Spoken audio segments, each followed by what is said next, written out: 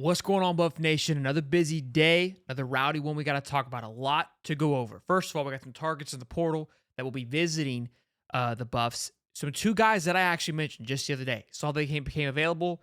We'll get into that offensive tackle and edge. Not saying we're dialed in over here, but we're pretty dialed in. Julian Lewis spoke about this as well too. Like the chances that Coach Prime has of landing him. We're going to talk about that. Another one into the portal. Alton Moscal for the running back who transferred from Houston. He has entered the portal. We're going to talk about that. It's been busy. And then, of course, Coach Prime has addressed the noise about Cormani McClain entering into the portal. Before we get to any of that, you already know. I flushed my kids down in the club. Ooh, we got a show jam-packed for you, ladies and gentlemen. Welcome back again, Buff Nation. First order of business, we got to talk about it. Two big pickups here, or not possible pickups, but just some groundbreaking stuff. Andrew Shambly, I said there was an offensive tackle that entered into the portal from Arkansas. Had no clue these visits were lined up when I said this. Just know what they're going after. Savion Washington, he enters into the transfer portal. Again, offensive tackle. So it's like maybe there's already been some conversation with what's going on. And speaking of conversations of like, hey, guys having this before they enter into the portal, it's happening. And Coach Prime even said it because his daughter has now left Colorado. She's entered into the transfer portal. She plays women's basketball. And when we're going to get into it on Denver's Live, he spoke about that. He's like, look, I don't agree with her decision. She is her own person, though. She does what she wants, but at least know where you're going to go. And he even said, he goes, yeah, I'm saying know where you're going to go before you enter into the portal. He's like, it's happening. I'm not going to beat around the bush. We all know it's happening. So my gut feeling is that there was a lot of conversations with some of these guys. Like, we got someone coming in to take your spot, more than likely. So you probably go ahead and pack up and get ready to rock and roll because we got some people coming in. So April 27th, we know that date. It's circled. It's a spring game. It's going to be electric. They know that. They're trying to get as many people as possible there to jam-pack that thing. I expect that day to have some big-time kabooms happening, especially because, again, they're trying to get Julian Lewis there as well. Then I spoke about an edge rusher from Pitt being Deion Hayes. He is how tall is he? I don't have his height, but he has 81 tackles, 27 tackles for a loss, 13 sacks, and 3 forced fumbles in his career thus far. He is set to visit, it looks like, USC April 19th through 21st, and then Colorado 21st through 22nd. You notice a little combination here before these two guys, they both have the last visit for these schools. These kids in the portal, they're not going to spend a lot of time traveling around. So more than likely where they're going to go, these are probably their top 3, top 2 schools that they're looking to head. Not saying Colorado is going to be a lock here, but again, we know what their list. We know how they handle these guys when they come to visit. Straight business. Let's get ready to rock and roll. These are two massive point of emphasis for the Buffs, being edge rusher and being offensive tackle. I spoke about the Pitt guys. There's 2 Pitt guys that went in with Samson Okunlola, who came from Pittsburgh. I was like, you got to like the possibility of a reunion at Colorado before this even came out, and here we are. So, like the chances here for both of these guys. It's something we'll definitely keep an eye on as things go on. Now, the thing that just broke, literally, getting ready for the show, this broke moments ago. Running back I'm butchering his name, I apologize. Alton Moscal has entered into the transfer portal. Now, the names are flowing through right now with Colorado, and people are going berserk. I think they're down to maybe 72, 71 scholarships. 85 is that number. A lot of places to fill in here. Speaking of Alton real quick, though. Remember last year played, I think, just under 4 games, redshirted, medically redshirted. After he redshirted the year before that at Houston, went into Coach Prime's office, says, hey, I want a redshirt. Got to be back next year. Going to be the guy. He came to Colorado expecting to be the guy. KVR Smoke transferred last year from Kentucky, expecting to be the guy. Dylan Edwards was the guy. Nor did they run the ball too much, but Dylan Edwards, as a true freshman, was him. Running backs, in my opinion, always are, always will be, at least for the time being, dime a dozen, okay? Then you have Michael Welch, another true freshman that comes in this year, is balling out in spring practice. So right now, Mr. Alton Moscal, who was the number 1 guy at Houston, who intended to be the number 1 guy, is fighting for his life to be the number 1 guy. So this isn't a shock. It's a blow because, again, the depth situation at Colorado right now, I have a lot of question marks on.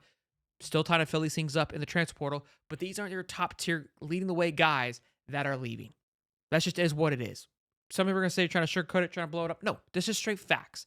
Is there going to be an issue with depth? Absolutely. But if you look at the writing on the wall, this Alton Moscal wants to be the guy. He's fighting for his life against a true sophomore and a true freshman, because that's just the life of running backs. It is what it is. He's coming off an injury, probably not that same quick step that he once did.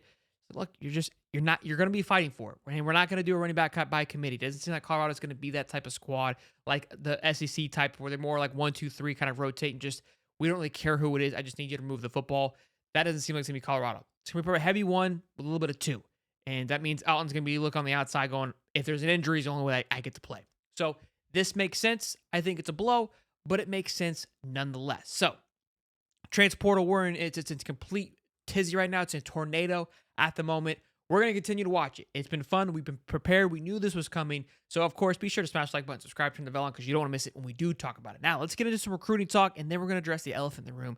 Coach Prime speaks on the Cormani McClain situation, and Cormani McClain also spoke out about it on Twitter Spaces. I'll explain all that in just a moment. You don't want to go anywhere. So, next up, Julian Lewis. Ryan Montgomery, I can't remember if I mentioned it on the show or not, but Ryan Montgomery, why is that name important? I believe that I did. He committed, which I thought he would, committed to Georgia today because he was Fong-bombed to Georgia. That made me start thinking and made me believe, because Georgia at one point was in on the Julian Lewis campaign, right? The sweepstakes. For them to all of a sudden get crystal ball to Ryan Montgomery, who was leaning South Carolina and Florida, tells me that Georgia flipped the switch of like, this, I'm not playing this game anymore with Julian. We're going all in on Ryan. I know I can get Ryan. Let's double down. Let's send the bill, and let's be done with this quarterback recruiting nonsense. Let's start building our class around Ryan Montgomery. And that's exactly what Georgia did, which led me to believe that USC, who obviously is where he committed to over a year and a half ago, I know Ohio State's been heavily involved, but mainly Colorado, who, again, where he's going to go and be the guy right away. Don't think he's going to be that guy at USC. That's always going to be a massive appeal to these younger top-tier talents like a Jordan Seaton, is the ability to play right away. Okay, spoke with Pat Schumer, love what he's provided, love the offense that he is running. The family has loved it at Colorado. It's been there 2, I think, or 3 times. Again, trying to get him back for the spring game. Could be a big time push and pull there if they are able to get him on campus. It's a lot of visits to a school that you're just wanting to check the weather out. Okay, it's a lot of times, 3 times. This, in my opinion, is the prized possession. This is going to be the top target, especially replacing Shedeur Sanders, somebody you've had your son for quite some time now. Who is going to be that next prodigy for you? I think a big-time quarterback should always be somewhat of an easy grab, but this is going to be that next step, I believe. We saw what Shedeur has been able to do. We know what he's developed in Shedeur, but that's been his son. Can you take that and duplicate it into another high school quarterback? If they land this and that is the case, by golly, buckle up, boys and girls. That's quite down the road, but not really. It's next year. Not this coming season, but the following season, because if that's the case, he's going to start right away. So definitely something to keep an eye on. I would love for him to commit as soon as possible to wherever he decides to go. I mean, currently he's committed to USC, but kind of shut things down, right? You want to kind of start building around where you're headed. But USC is on an absolute tear right now with their recruiting ranking. I think they're second in the Big Ten, top 5 overall. Could this losing Julian Lewis affect that class? I don't know. It's going to be something fun to watch. Let's dive into now the clip of Coach Prime where he speaks about Cormani McClain and just the entire situation, his thoughts, his feelings, and we'll go after that. I pray to God that he goes to a program that challenges him as well as hold him accountable and develop him as a young man. Unfortunately, we weren't the program that can accomplish that. So prayerfully that he understands that this is the second go round and get it. Go get it, man, because he has a tremendous amount of talent, but he has to want it. I wanted to ask you about most important line there. Has a tremendous amount of talent, but has to want it. And I said this on the last show. It says to me kind of the variation of 2 things. 1, it's just that Cormani was done with it, didn't want to be there anymore. 2, Colorado was expecting more, pushing him. He felt uncomfortable, and we kind of meet somewhere in the middle. He states that, and then on a Twitter space, for those of you unfamiliar with what a Twitter space is, it's like a massive, just out of control group chat, but with voices. So people can hop in there. I would play the clip, but it's mayhem. It's hard to decipher what's going on, who's talking, etc. It's, they'll get like 300 people in there and 6 people talking, just yelling at one another, and everyone's just listening to people just yell at each other.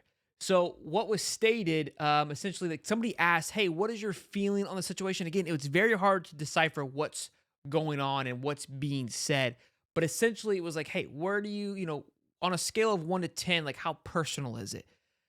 Not much context to what was being said. Again, I've listened to the clip a couple of times trying to understand what was fully being said. Again, I think it's personal of like, hey, how personal is this you leaving? And Cormani said on a scale of 1 to 10, it was an 11. It ain't on my end. It's on their end. So this is kind of confirming what Coach Prime is saying here is that like this isn't working out. And like Coach Prime just said, you're extremely talented. Love you to death, kid. But you've got to want it. And there's certain circumstances and I hold guys to a certain standard here, and you're not meeting those standards. Again, we spoke about going to class, things like that. It's an unfortunate situation. Some people were kind of, gross about it. They were cussing him out in the Twitter spaces, just going at him like, dude, it's a kid. It's mayhem what this has become in college football. But like I also said on the show, it's kind of like pray for him. Let's have a good one, but let's move on. It's been more of I would say, a distraction and a headache than it has been good for Colorado, if we're being completely honest. So this should be the end of it, I believe. Sounds like somebody in South Florida, like USF, possibly could be getting in the mix for Cormani McClain. So good for him that he's able to go get closer back to home, pick up and kind of get the ball moving, like Coach Prime said, land on his feet and have some major success. So I don't think we'll talk about it that too much more on the show unless something crazy pops, but we will see. A lot of busy stuff though. Ultimately, at the end of the day, again with the transfer portal, definitely some more names to probably keep an eye on. I expect that list to probably peak up. I think it's happening at a perfect time. Transfer portal opens at 26. You've got your spring game the 27th. That game is typically used for recruits for most schools, which they are having recruits there, in i.e. Colorado. But this is going to be a portal weekend for them as well. That's going to be a big recruiting weekend, but not your normal recruiting weekend. So thankfully they're having it later on, I guess, because most schools had their spring game already. The SEC, a lot of it's already wrapped up and done with. So think about it from that perspective. They wouldn't be able to have recruits there for a big time opportunity. This thing's gonna be sold out. It's gonna be absolutely insane. It's gonna feel like a game day, and that's gonna be huge for these guys coming from a little bit smaller schools, from like an Arkansas, from a Pitt, to roll into Colorado. Gonna be treated like royalty, right? And gonna be absolute mayhem. You got to like the recipe for success there for Colorado to land these big-time targets. A lot of work to do, though. 11 scholarships to fill in. We'll definitely keep an eye on it. You know what to do. Let me know down in the comments how you're feeling about everything. Be sure to smash the like button, subscribe. You already know. Peace and love, baby.